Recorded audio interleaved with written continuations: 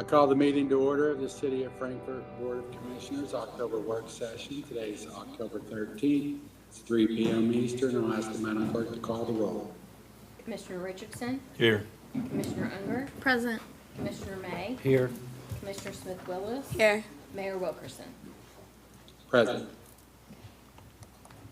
And provided there's no ceremonial recognition, provided there's no citizens' comments, Correct. I'll turn it over to our city manager for the discussion, and I'll also turn over the gavel to our Mayor Pro Tem, Katrina Smith-Willis, who can facilitate the meeting from here. Item number 1 of discussions is the Flood Relief Fund update from Harry Carver.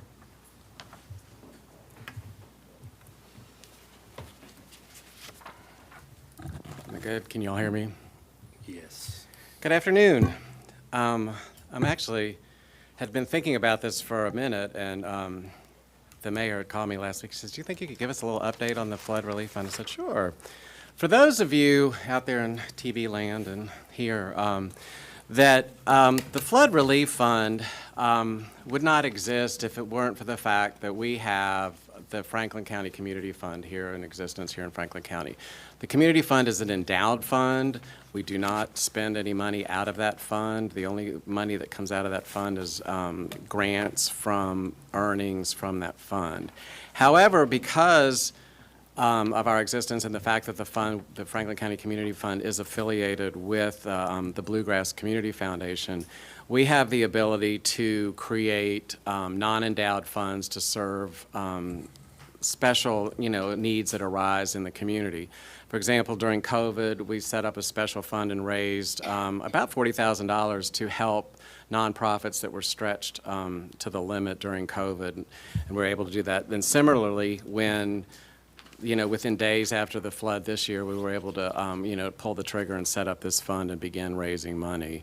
So that is helpful to have that infrastructure in place to be able to do that, on a moment's notice and be able to start, raising money and having a place that, where the folks will take care of the administrative stuff, thank people for their contributions right away and acknowledge them to make sure that people know that they've been received and have their tax letters in case they need it for tax reasons.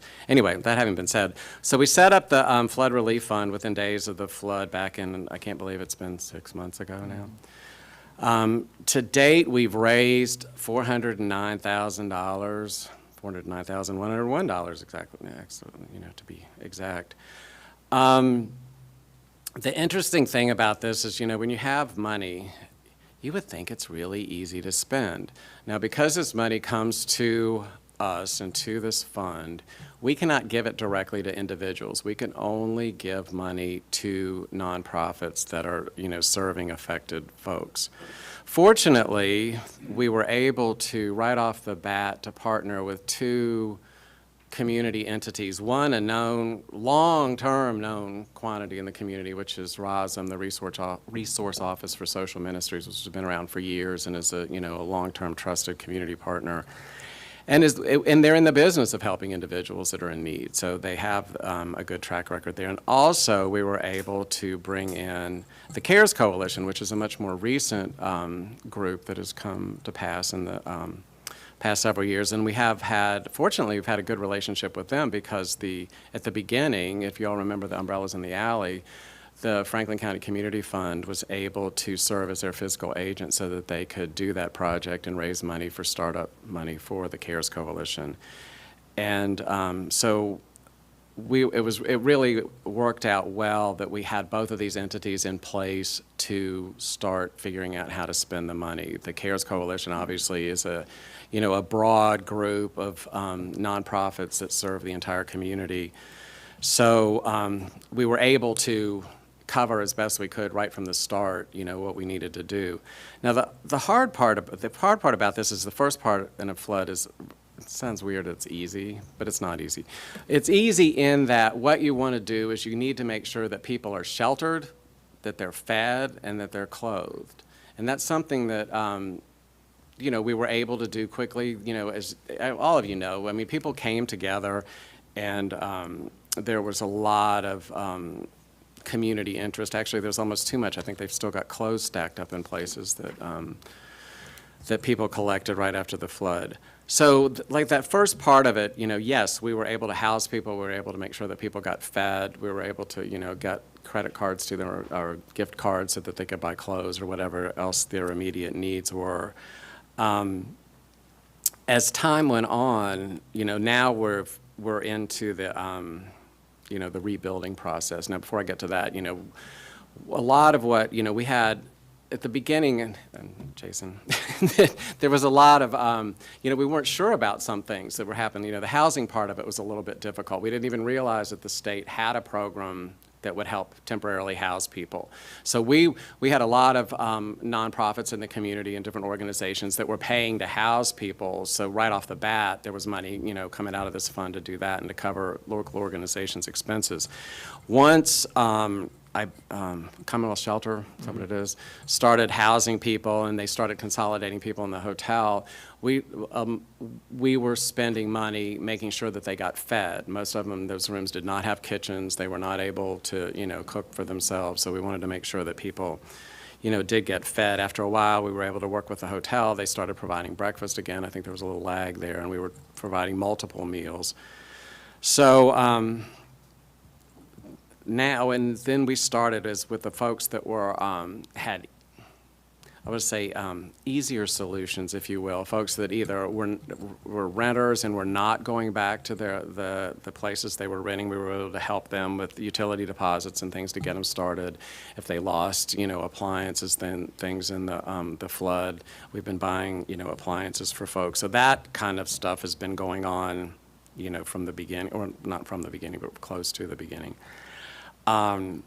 What has come to, right now was what we're realizing, and this, is kind of shining a hole in, or shining a light on a hole, if you will, in our social safety net. I mean, we have an incredible number of really good nonprofits that serve the community, that work really hard, but what we really don't have is, we don't have an active nonprofit housing developer. I know that's being worked on right now, but it's not in a position where they're actually able to go out and build and rebuild. Our Fuller Center, which is a similar organization to Habitat for Humanity, and actually that chapter here was Habitat for Humanity for years. They really don't have the capacity. So we're kind of stuck in this place right now where we have, about $200,000 left to spend, and that we want to spend it, and we want to spend it as equitably as possible in helping folks get back into their houses. I know we've started having discussions with some of the churches in town to, they're putting together crews of people to help folks. So we've been talking to them about, hey, if you've got the volunteers to do this, we can help buy the materials, and what is it that folks need, to get back in their house. So it's that sort of thing that's going on right now. It's a very, it's much slower process, for those of us that were flooded. I mean, it's hard to believe that it's been 6 months. I have a whole house full of drywall dust right now. So, but that's been, they didn't start doing that for, last week. So for people that, this is just, and Jane Higgins with the Community Foundation, who has worked in eastern Kentucky after their floods, they're still giving money to people. They're still putting people in new houses there. So it's a long process, and we're still getting contributions, fortunately, so that as time goes on and the needs continue, that we will be able to meet them. There's some good news that's come out of this with the CARES Coalition meeting with FEMA. They've started working on what they call a VOAD. It's a volunteer organization active during disasters, so that we're prepared better for next time, not for necessarily what, the city and the county and, the emergency management efforts do, but that we're better organized from, our nonprofits, from the social safety net from that aspect of it, so that we can make sure that, that folks are coordinating right from the beginning. So that's, that's good news. Does anybody have any questions about what we've done, what we're doing, what we could do? Any ideas for folks that are, able to help rebuild?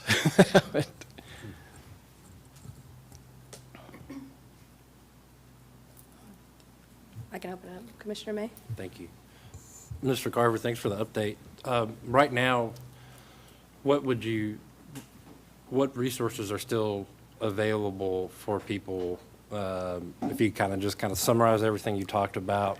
And sometimes we find ourselves surprised, I think you kind of hit on that it's actually difficult to move this money.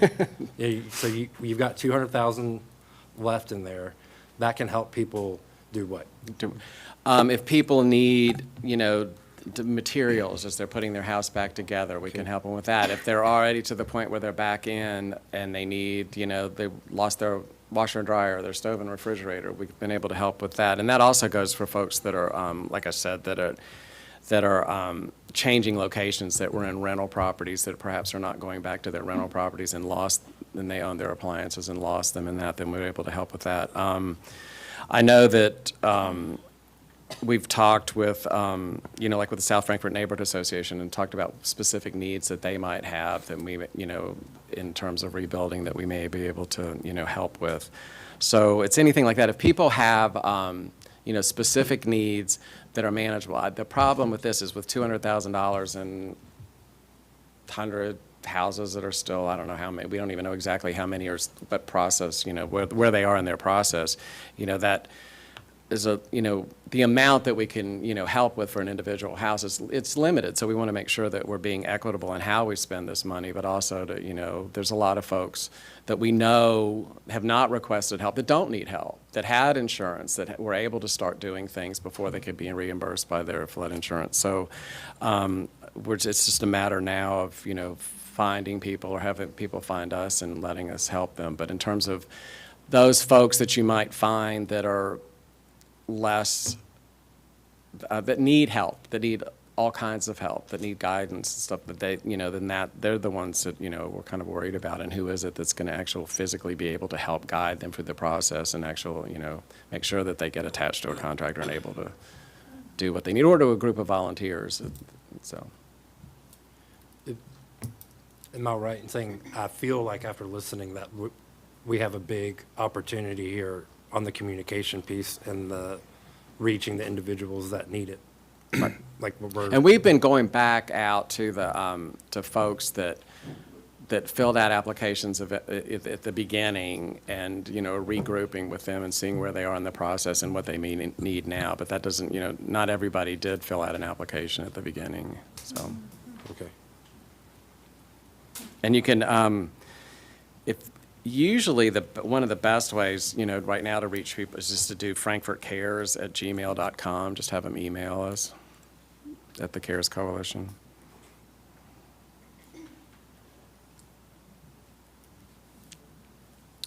Commissioner Richardson?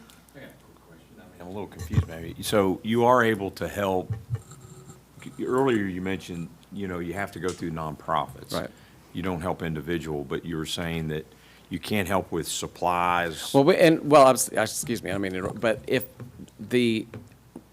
one of our, whether it's the CARES Coalition or one of their partner nonprofits or ROSM can write the checks, or Okay. can buy the washer and dryer for them, something Okay, like that. We that's- just can't do it directly out of the fund. All We'll right, make sure that the yeah. nonprofit has the money to do it. Okay, We that just was can't. my confusion. Sorry, I just No, probably I left was that a little little part confused because, when you said, I go, well, wait a minute, maybe I heard you wrong. Okay, great. And I do like the idea, because I know several churches in town put together, a crew, and that can do a lot of that, Right. a lot of the carpentry work, framing, whatever. I think that's a great idea to get that out as well. And I know that, that there has been some outreach within the churches to other churches, so hopefully that'll start to come together a little bit, Commissioner Unger? Thank you for being here. You guys have done so much good work, and I appreciate the update. I'm sort of wondering, in order to make sure, like you said, this is like equitable and getting the remaining funds out to people, do you think you'll set up maybe a time frame for people to apply, or is it still just sort of, is it going to be like a first come, first serve? We have not talked about setting up a deadline because, like I said, this is I don't want to say it's never ending, because it will end. It will Yeah. end at some point, but it's not anytime soon. So if we start doing hard and fast deadlines, we're going to run into trouble and people are going to be left out. That's also why I talk about, making sure we're distributing the money equitably, because, if I say, oh, I've got this much left right now, and 20 people show up and I give them all the money, then, some people are going to be left out. So it's kind of a weird dance, and the good news is that money continues to come in, and that there, so that we're not spending down to zero quite yet. Go ahead. Commissioner Well, I Richardson. was just going to add to the time. I spoke to the mayor, Hazard, that area, they're still dealing with the flooding they had, so, and issues with needs for folks. So I think that's been 2 years, 3 years, Yeah. that flooding happened, 2 23, years? 22. The first Yeah. one was 22, I think, wasn't it? Almost 3 years, that's what I'm saying. So I just wanted to illustrate the time it may take. We may be into this a couple years, so I appreciate your foresight on that. Yeah. I think, If I follow up real yeah. fast. on the Commissioner response. Unger? Is there any way that city government can help you guys? Like, I don't know if it would be touching base on certain properties, or if maybe even other volunteers could help get the word out too.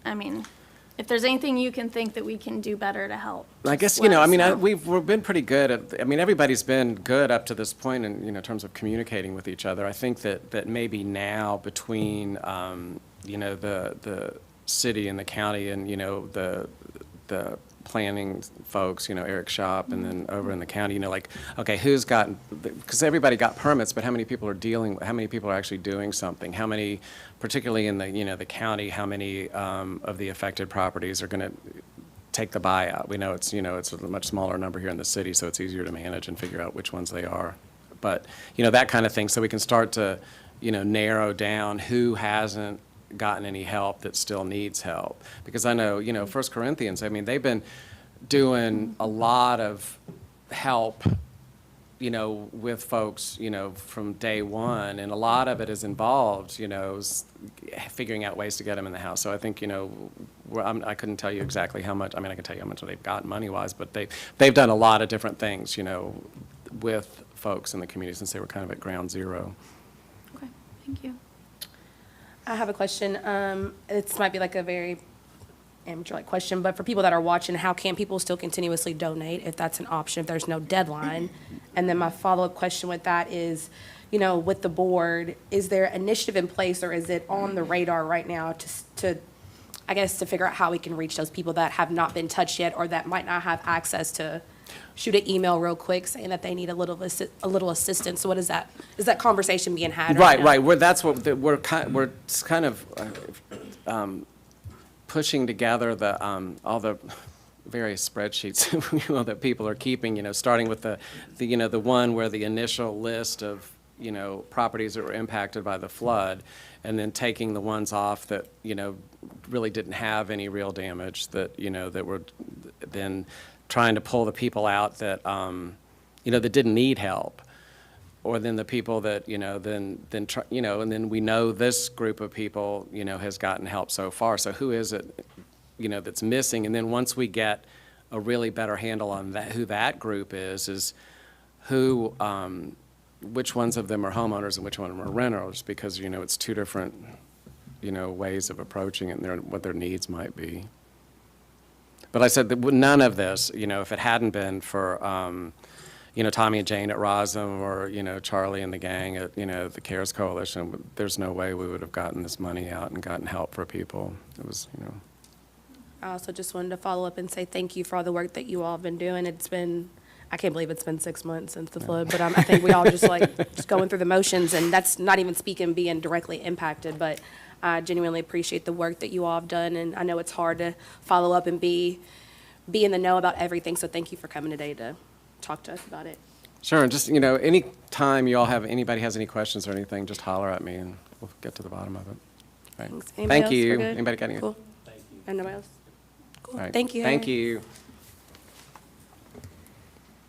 Discussion item number 2 is Assured Partners 2026 benefits presentation with Kathy Fields and Wayne Willis.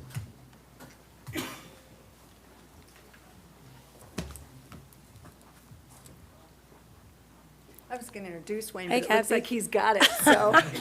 I've been here all, we've done this before. Done this a few times. Can everybody hear me okay? Yes.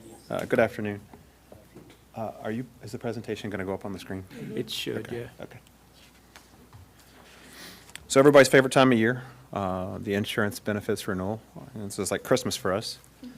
The first couple pages in the slide deck were more for your review, just to see plan performance. It's got medical claims and enrollment history back to 2017.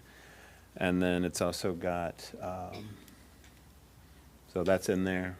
You can just see how the enrollment has stayed relatively flat over the last 8 years. Medical claims obviously have escalated, and I want to point out that the pharmacy claims actually had dropped off in '24 when you all first made the decision to move the PBM piece to TrueRx, and it's one of the pieces that I want to talk to you about today as far as 2026 goes. This slide just shows you how the expenses relate to budget in the fiscal year, so it's the same information just in a different format. And so we're going to get into the actual 2026 renewal. So the current third-party administrator for the medical claims is UMR, which is a United Healthcare company. United Healthcare is the network. TrueRx is the prescription benefit manager component of the benefit plan for the city of Frankfort. Currently, the stop-loss reinsurance is with a company called TMHCC. We placed that in '24. It has a $100,000 limit per member and aggregate coverage, which protects the city of Frankfort from a catastrophic plan year. On a per subscriber per month basis, so per employee per month, medical claims have actually increased 13% year over year when you compare January through August of '25 to January of August of '24. And RX claims, even though the cost has come down over the last several years, it has spiked in the last 12 months to the tune of 57% on a per subscriber per month basis.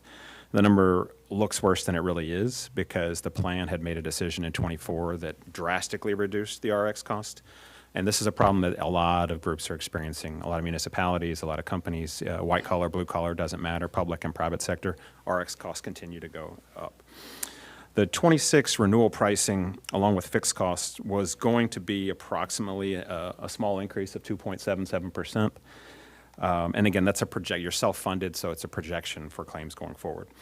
The only required benefit change that you have to do is on the high deductible health plan, the HSA plan. That's currently a $3,300 single deductible. The IRS is mandating that go to $3,400 next year. They did the same thing last year. They'll do the same thing again next year, so we'll have the exact same conversation regarding that. So that will go to a $3,400 single, $6,800 family deductible. One of the things that we did talk about and mention last year was a program called Sharks. And Sharks is an RX advocacy program that does personal importation for specialty medications. So international sourcing, they also do patient assistance programs. They do a variety of things on the back end to make sure that the employee and the member gets their medication in the regular cadence in which they need it, but at no cost to them, but a significantly lower cost to the city. By implementing that program, you can actually mitigate the proposed increase for next year, and you can maintain level costs for the entire year for the city.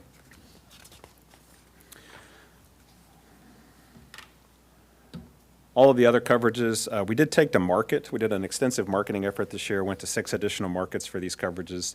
No one could actually meet the current terms. And we got additional rate guarantees of 2 years on dental, vision, life, voluntary life, disability, and retiree life. So no changes in benefits, additional 2-year rate guarantee on all lines of coverage, no change in benefits. These are the current employee costs per month for the buy-up, the core, and the high deductible health plan. And based on implementation of the Sharks program, our recommendation would be that employee premiums remain the same in 2026. And that box to the right generates, that's the dollar amount that's generated for the city from employee contributions based on current enrollment in those plans. Okay.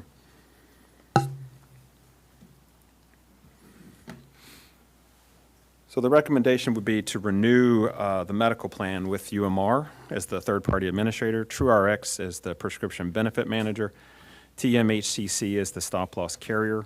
I put in there a bullet point that the assumption is TMHCC matches the competition from our stop-loss marketing efforts. We went to about 15 different markets here. And I said if they don't, the recommendation would be to replace the stop-loss piece. Again, this is the part that the employees would never actually see. This is what protects the city, with a company called ISU. Since I drove here today, I actually got word that TMHCC is matching those benefits, so on the cost. So that would be the recommendation, just to renew without having to make any changes. Implement the mandatory Sharks program for alternative sourcing of high-cost brand and specialty meds. The projected savings there will offset the plan increase for 2026, and Sharks does offer a 2-to-1 return on investment guarantee. It's anticipated, based on trailing 12 months for this group, that it'll be right around 6-to-1 return on investment. Due to projected plan cost and renewal terms, no change in employee contributions. The only change will be the one benefit change on the high deductible health plan to $3,400. Renew everything else without premium differences or change in coverage, and continue to promote the Assured Excellence program at no additional cost. As a reminder, that program, there is a page in here. That is a direct-to-employer product that we've negotiated with these various nationally recognized Center of Excellence facilities. No cost to the member, and a reduced cost anywhere from 20 to 60% to the city if anybody participates in the program. Okay. Any questions?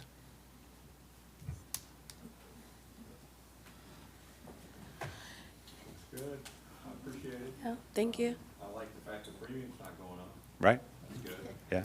Yeah. Those are a lot easier to deliver. Say again? Those are a lot easier to deliver Oh, yeah. when there's no increase Yeah. to anybody. And one thing I do want to, and maybe this question is for both of you, Kathy, because I talked to Jason before, but being self-funded, self-insured is more economical for the city to be that way than it is. Fully insured. Yes. I Correct. just want to explain that a lot. When I would work for the city, I was on the employee benefit committee and learned a lot about, it looks like I retired in 17, so things were about the same. But that self-funded is big for us, and to keep costs down, especially when it comes to what the employees contributing, what the city contributes. Am I correct on that? Correct. Yeah. So in a nutshell, when you think of it this way, fully insured, there's going to be anywhere from a 10 to 15% margin built in for the carriers. United Healthcare, Anthem, Aetna, Yeah. they're for-profit companies. I know. So as a self-funded client, regardless of whether it's the city of Frankfort or any other company that takes on that responsibility, you are keeping your cost at the lowest possible margin. There's no margin.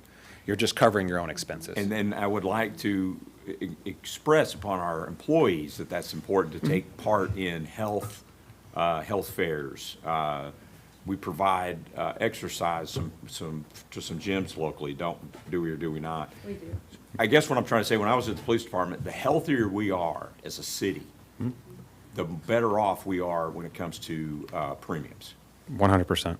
Okay, that was the message I tried to get to the police department, and I just want to express that to all of our city employees, that and it doesn't matter how much you exercise. The reason I say this is I'm very in tune with my own health. I just had my physical, right? And actually it was not bad. My cholesterol is a little high, but it runs a little high. I guess what I'm saying is to participate in regular checkups and all that, because as a group, it helps the entire city if we're aware of our health and keeping those premiums down. I don't think a lot of employees may know that, is what I'm saying. Well, I think insurance is misunderstood a lot. Right? Exactly, And, yeah. And I think the reality of it is if we all would practice prevention, and this goes for everybody, I know including me, that. I'm in the industry. Yeah. If we would all practice it, we could prevent something from becoming that long-term chronic condition on our employer's plan. 100%, and it's kind of like my homeowners went up because State Farm, I'm paying for damage not to my home. I'm Everybody paying else's. everybody else, and that. When I remember when I worked here, a lot of our employees didn't know that at the time. They didn't know the difference in that self-insured, is what I'm trying to say. Sorry, I beat that to death. No. I just wanted to point that out. I want to jump in too and say, not only does it help us to keep our premiums for employees low and taking care of yourself and your health, I agree with all of those things. Another point I want to add that I think sometimes people don't think about is competitively sourcing the services they receive. For example, where you receive your prescriptions. Wayne has just mentioned an amazing program, Centers for Excellence, where you can go to Johns Hopkins and Cleveland Clinic. No, that's Some awesome. really reputable locations for high-end treatment at lower cost to the employer on the self-funded plan and lower cost to the employee. Sharks, which is, I'm appreciative to Assured Partners for making us aware of this sourcing for pharmaceuticals, because that's becoming one of the big cost drivers that we're trying to manage. Early in the slides, Wayne showed, like, we did amazing with our medical plan for several years, but the last 4 years, 3 of them haven't been so great. So we're trying to look at how do we turn that corner with minimal impact to employees. So we try to take a mild approach by not changing a lot of vendors, a lot of benefits, a lot of premiums. So kind of look at where's that low-hanging fruit. Right now, pharmaceuticals is where there's some low-hanging fruit. So with minor impact to employees, we actually passed those slides. If you don't, like, we're anticipated using current data to actually have about 269,000 worth of savings next plan year, which could drive us to where we're in budget, we're not going over budget, and keeping employee premiums level. To achieve that kind of savings to your medical plan, if we didn't make a plan with this pharmaceutical program, would be about $85 a month per person in increased premium. So just to kind of compare why we're making this recommendation versus a price increase. Great. Anybody else? Thank you, Kathy. Nice to meet you. I don't think I've met you before. Not yet. Nice to meet you, too. Nice to meet you. I'm And Katima. I'm Wayne Willis. Nice to meet you, So I do Mr. like the Wayne. last name. Yep. Anything else? I think we're good. Thank you. Yep, thanks. You have a great night. Do we, Staff would need to request a motion right now so we can start open benefits if, I'll make a motion. Second. cool, I have a motion and a second. Madam Clerk, would you call the roll, please? Commissioner Richardson, Yes. Commissioner Unger, Yes. Commissioner May, Yes. Commissioner Smith Willis. Yes. Mayor Wilkerson. Yes. Okay. it's weird because we can't see him. Can we see him, Judge? We can't see him. All right, discussion item number 3 is going to be Fathers of Frankfort. We have Michael Stone and Tanya Jernigan. Is that right? Or I probably butchered that. How are you all? So I can give a brief kind of an introduction here. They came and presented to the commission about 2 years ago, almost. And I've been working with Anna, who's another member of this, for a while to try to find an office space of what they requested from us. And this is kind of an update for that. And I think we're almost ready to partner with this group. Yay. Exciting. Yeah, thank you guys so much for having us. My name is Tanya Jernigan. I'm a licensed clinical social worker. I'm with the Division of Pediatric Forensic Medicine at Kentucky Children's Hospital. Can everybody hear me? Everybody's asked that, so I'm afraid that maybe other people can't hear. Like, the sound is not great. So we'll run through this really quickly just so we don't take up a ton of your time. So just sharing a little bit about the work that we do, because not everybody is familiar with what pediatric forensic medicine is. So number one, first and foremost, we're obviously part of Kentucky Children's Hospital, and I think KCH was really built to serve all of Kentucky, right? Not just the central Kentucky area, but that definitely is where we have our largest footprint. And we have a really great footprint here in Frankfort as well, because we partner with the local regional hospital here with their NICU. But we'd love to continue to build that capacity and have our expertise to help all of Kentucky's families thrive and be successful. And so I think when we think about Kentucky, this is what we think about, right? We obviously have a giant bottle of Buffalo Trace bourbon on there because part of this partnership is also with Buffalo Trace. And they're actually helping to fund Michael's position, part of his position, to engage fathers as a mechanism to prevent child maltreatment across the state. So they're our other kind of key partner in this program. And obviously we think about these things when we think about Frankfort, right, and this lovely community that has obviously weathered a pretty devastating flood, and it will probably be more resilient for that. But unfortunately, we also know that there are really terrible things happening in Kentucky and more specifically within the Frankfort community. And so this is probably not something that a lot of people think about when they think about Frankfort, but this is something that our team thinks about because this is a family that we served, and this family lived in Frankfort. And in particular, there was a small child, a 2.5-year-old, who slept on that pillow, on that floor, next to that bed, next to her sisters who were not old enough to care for her, but who were caring for her because her mom didn't feel that she could, didn't have the capacity to bond with her, didn't have the social support system, didn't have the family support to bond with that child. And so when we think about that child, we think about a 2.5-year-old who weighed as much as an 8-month-old should weigh. So if you've ever held an 8-month-old, think about how small they were, and then think about a 2.5-year-old that you've met and how large they were, right? And think about the differences between those two things. And that child had really significant head injuries. She had suffered just unspeakable physical abuse. And what that mom had asked for was help. Right? What that mom needed likely was an extended support system, probably to include the father of that child. Whether or not those two people were together, it doesn't matter. But that dad could still have been involved in that child's life, or someone who maybe could have stepped up as a father figure. And so that's what our hope is with this program, is that we can kind of help support the fathers of Frankfort to be able to be more present in their children's lives to prevent child maltreatment. And so when we think about the epidemic of child maltreatment, Kentucky has the 4th highest rate in the country. We had, like 2 years ago, we had this lovely dip where we were actually like the 14th highest, and so we were celebrating that a bit because we've consistently been in the top 5 for several years before that. But in the newest report, we were back up to 4th. We're almost twice the national average, and as you can see, we are much higher than most of the states surrounding us. West Virginia and Indiana are pretty close to us. But Kentucky had just over 14,000 substantiated child victims of abuse. So those are cases that DCBS determined that absolutely there was enough evidence to support child abuse. There were probably some that maybe they couldn't substantiate, but it doesn't mean that there weren't concerns present. In 2023, we had 263 more reports than we did in 2022. Okay.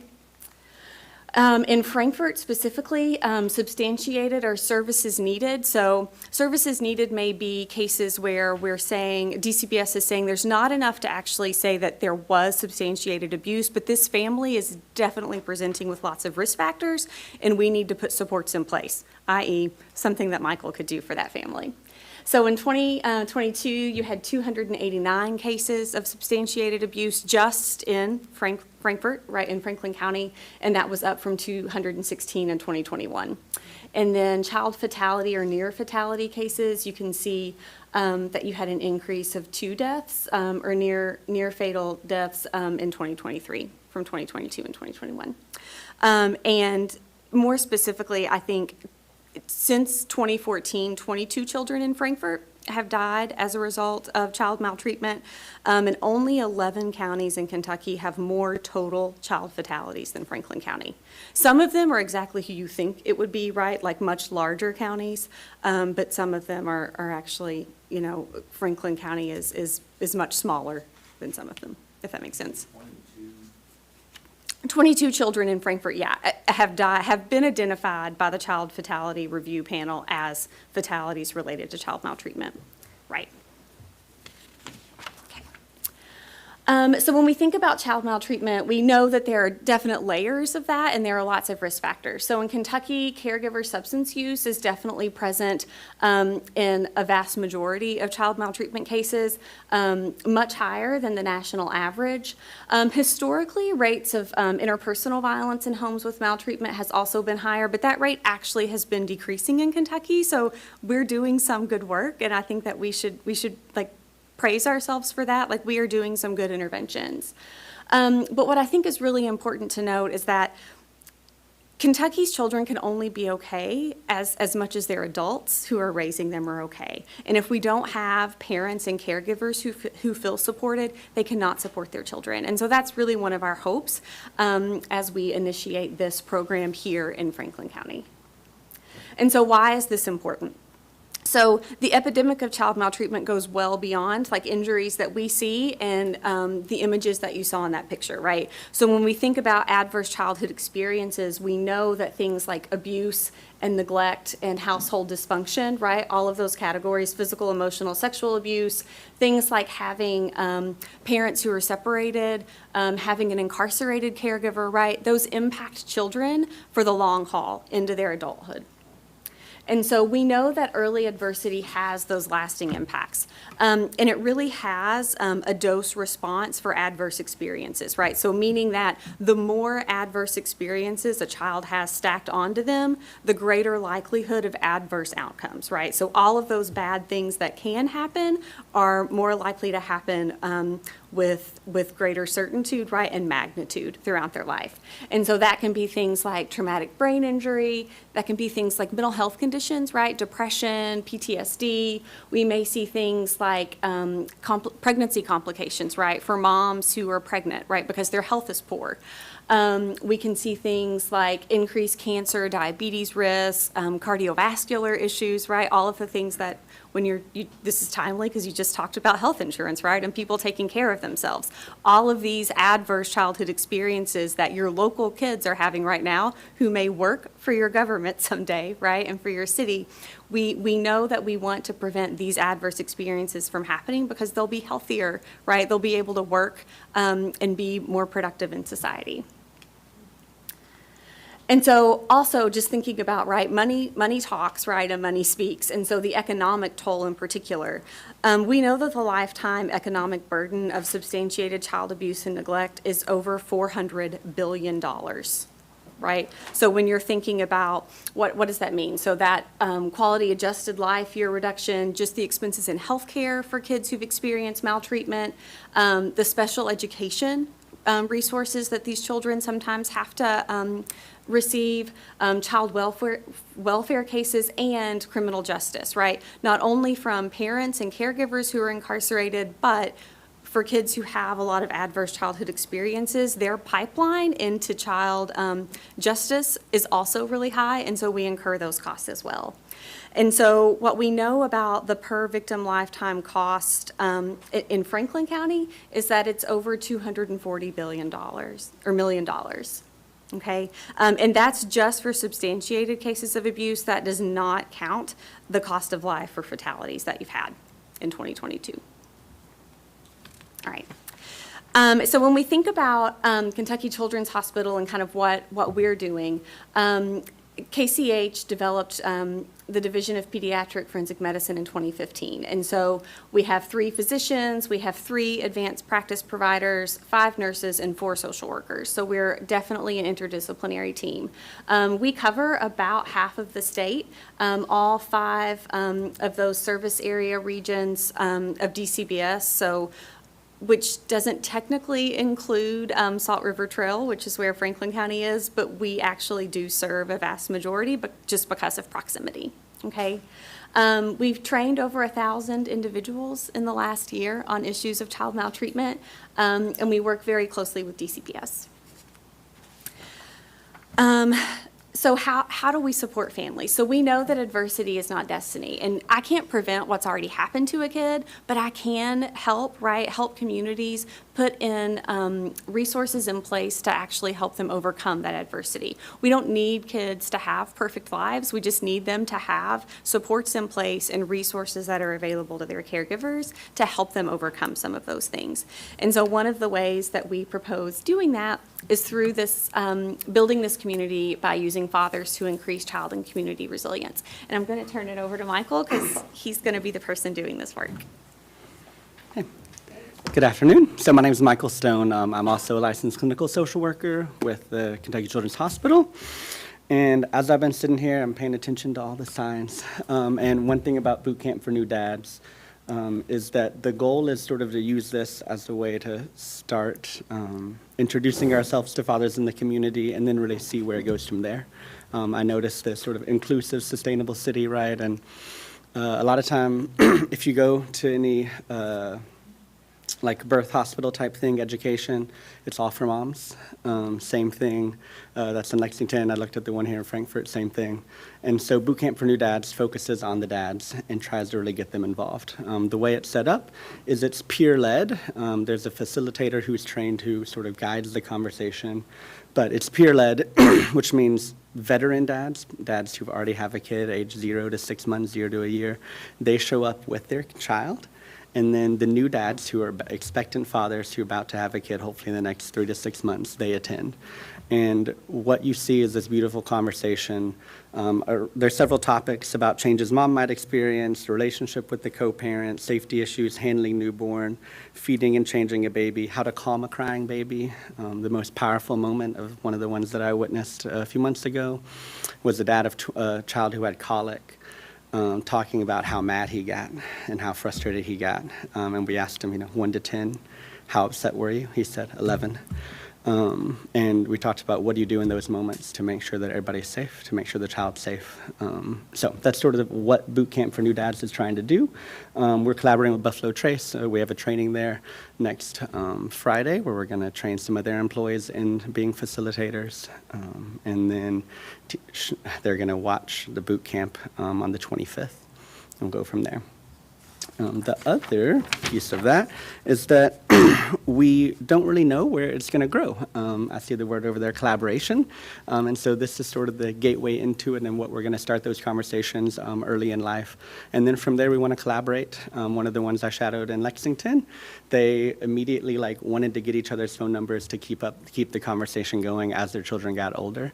They self-organized a hangout conversation about 4 months after the initial boot camp, where they just got to talk again about what it's like having their kids and how everybody's doing. And so we know that engaged fathers, got some stats for you here. Engaged fathers, infant mortality in the first month of life is 4 times higher for a child without an engaged dad. And so we really want this to be sort of an early thing that starts. And then we also know it protects for things against risk for child maltreatment, the mother's parenting stress as well. And then just as children age, the problems can continue in terms of school development, behavior problems, violence, that type of thing. And so we're going to start hopefully soon with Training Buffalo Trace, getting our first session and involving the dads of Frankfort.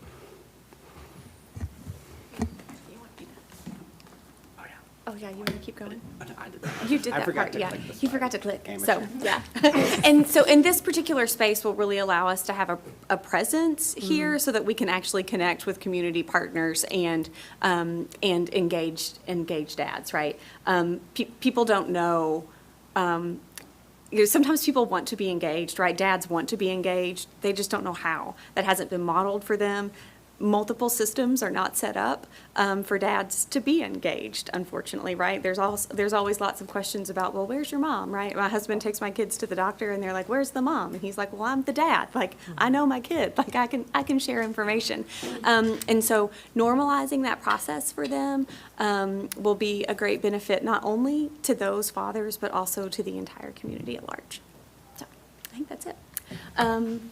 Dr. Howard is here too, so she's our division chief, in case you have questions for her as well. So I think I that's saw it. most of you guys last time. And so I think the thing here that we wanted to really ask is for us to be able to have this physical presence in Frankfort, because we think it's very important to be part of the community in order to build that prevention. So that is what we are here today for. Yeah. Thank you all so much. Really, I don't know if I enjoyed it or thank you for the information.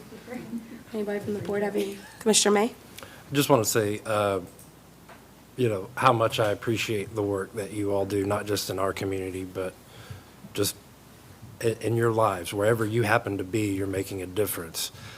We're all parents. We all have small. My child just turned 3. My oldest will be 8 in November.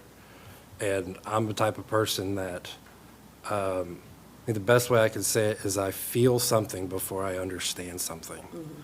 So I see that picture and I feel all that emotion, and I don't necessarily understand what to do better also from our positions. So it's good to hear from you, because I know without a doubt every single one of us would say the most vulnerable population without a doubt, is our children. And we have to do everything we can to protect them, period. So it's unfortunate to have to sit through that slideshow. It's unfortunate to see those numbers. But, rest assured, I'm listening. And while you're here in our community and you're continuing to work, if you see something that you think we could do better, that we could invest in to make an impact so that we don't have to see pictures like that. I know that will never be the case, unfortunately. The work never stops. But just thank you, and all ears. So whatever the next steps are, please keep in touch and let us know so we continue to help. Yes, we continue to help. I have two questions. Basically echoing Commissioner May, we are all parents. I just had my very crazy 3-year-old in here earlier. He was sitting up here trying to hold up space. I rushed him out the door. But yeah, it is really unfortunate, and I think that we know these things happen. It's very sad. But I have a couple questions just in terms of, how are the new dads in this community going to be identified? Is that going to be a plan in motion that you all would share with the Board of Commissioners, maybe quarterly or something like that?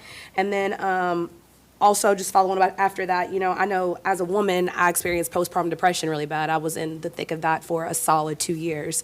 And I don't know what it looks like for you all and the timeline of you all holding space here at City Hall or in this community.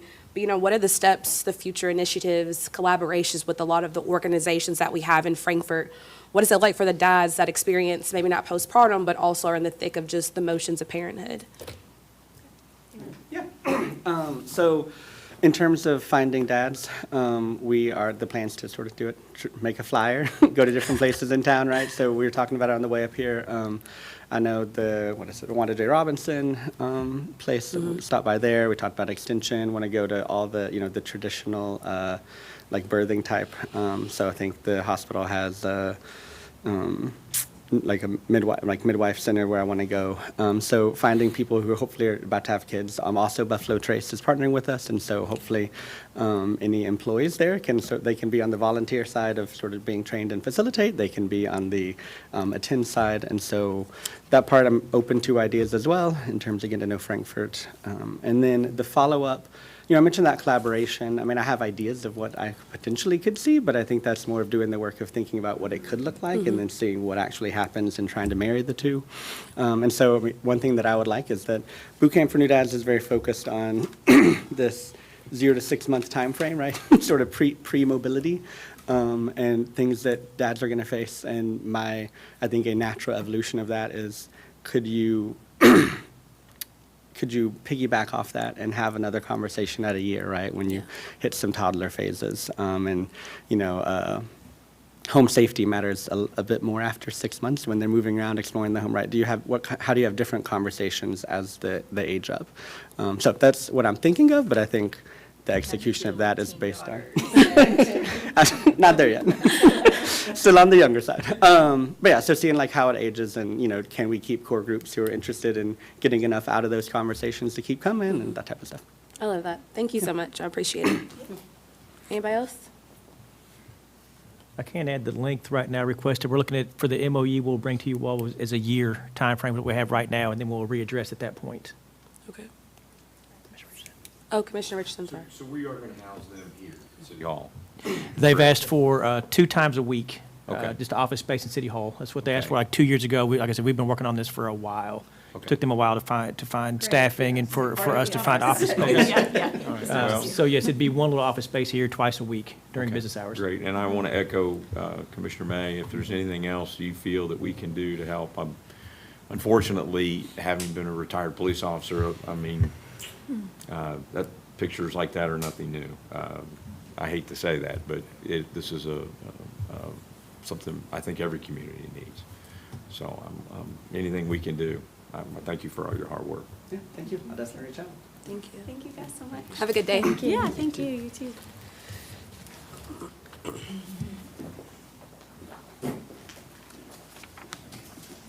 We will bring that to you all to voting meeting, the MOU. We have it all kind of worked out with them. Next up on discussion items, we have discussion item number 4, which is aimless billing discussion with Chief Carpenter.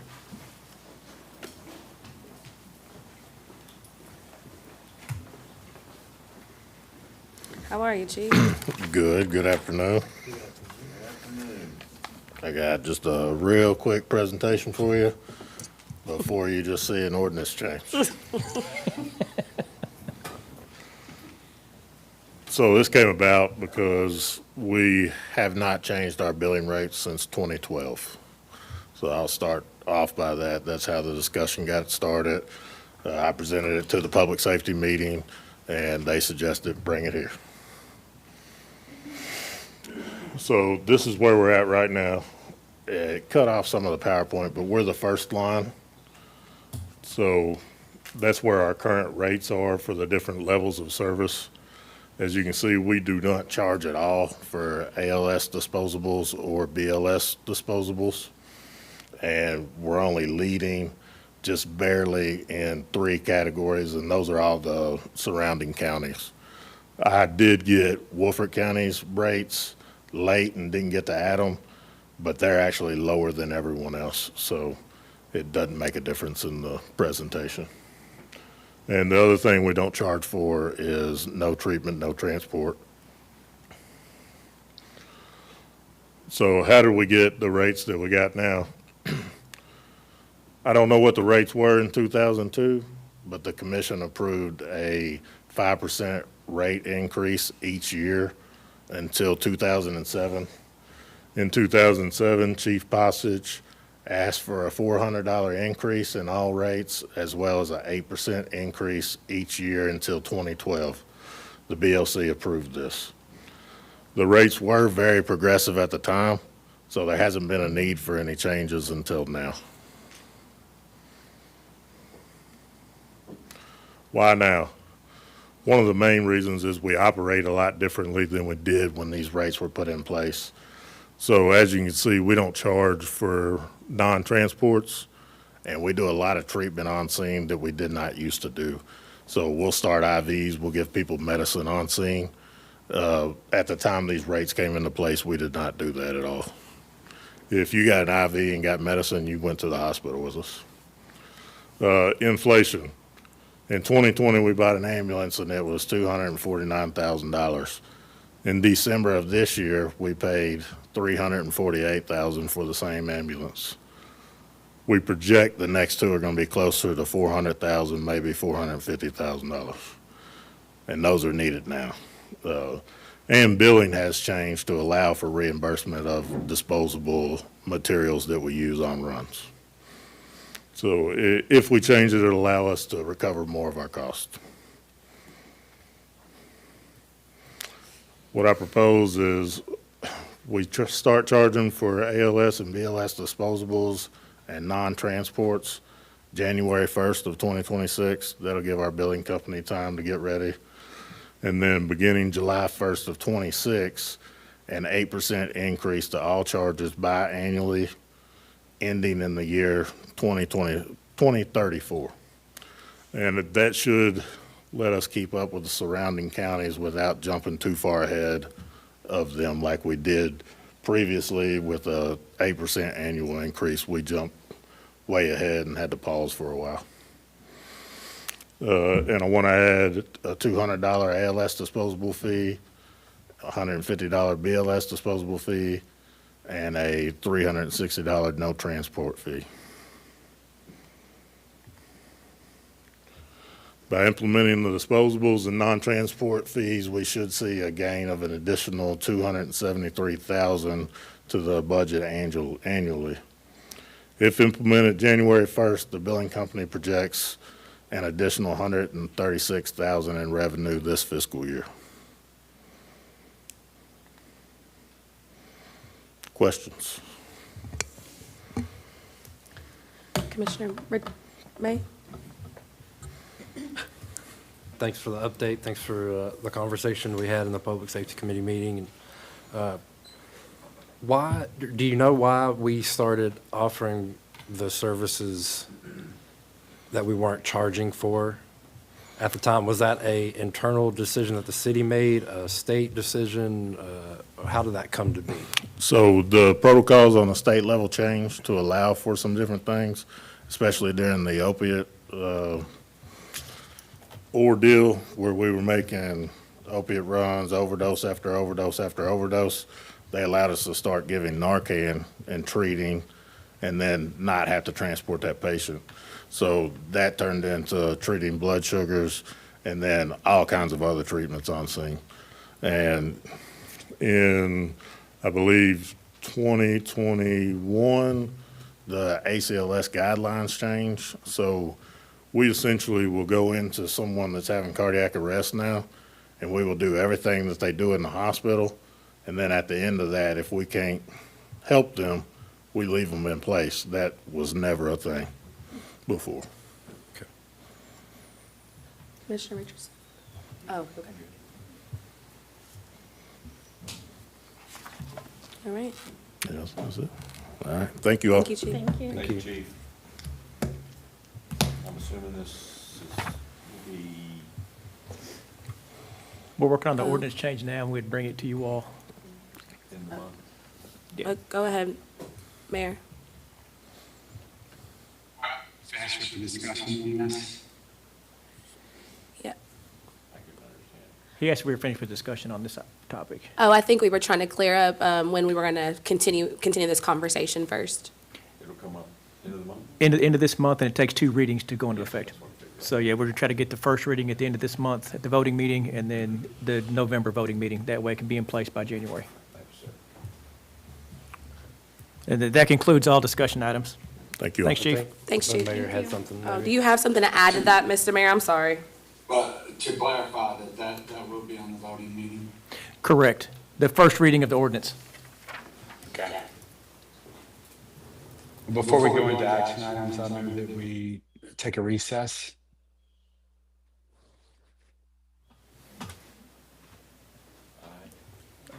Oh, all in favor? Aye. We are now in recess. Now that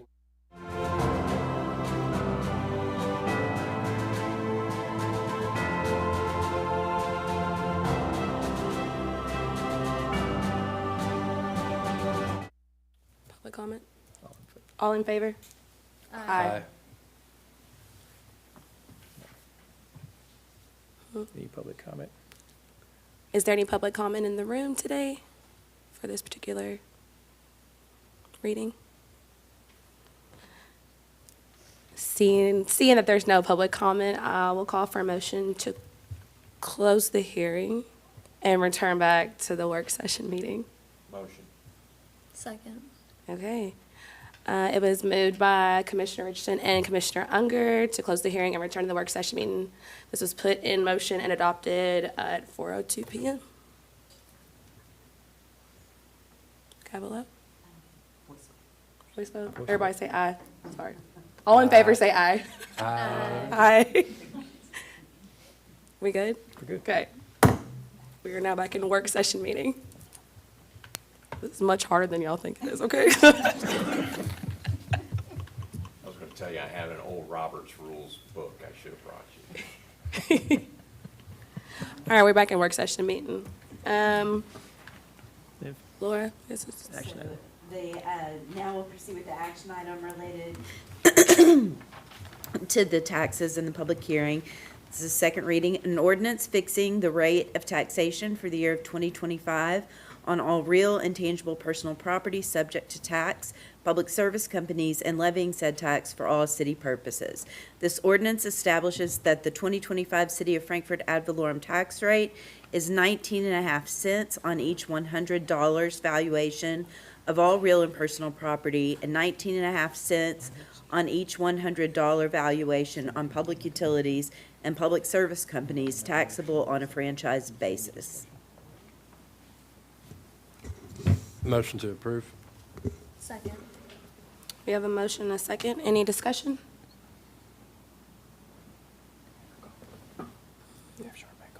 Charmaine, can you call or Madam Clerk, can you call the roll, please? Commissioner Richardson? Yes. Commissioner Unger? Yes. Commissioner May? Yes. Commissioner Smith Willis? Yes. Mayor Wilkerson? yes. That motion carries. All right, moving on to discussion of tentative agenda. Anybody have anything? Miss Mayor, Voting meeting, yes, Mayor had something. Mayor has Go ahead. something. Just to confirm, are we voting on Fathers of Frankfort? Is there an MOA or something we're voting on in the voting session? Yes, Okay, that and the ambulance building, correct. then we had a couple of second readings carried over from last time. I believe that's all. All right, moving on to the next unfinished business. Any items that were tabled from a previous meeting that we want to discuss? There's none. Don't think they're ready. Commissioner Are we Richardson? gonna have a presentation is from? our- Finance, Oh, yes. that's in November. November, and then what about the garbage? November, Okay. yeah. Wow, you gotta keep me straight here. That should be, we're shooting for work session. I don't know if the garbage will be work session November or work Okay. session December. All right. Any board comments? I'm sorry. Is there any new business anybody has they would like to discuss? Don't see any. Board comments? All right. I'll entertain a motion to adjourn. Motion to adjourn. Second. We are adjourned. Thank you all. We are-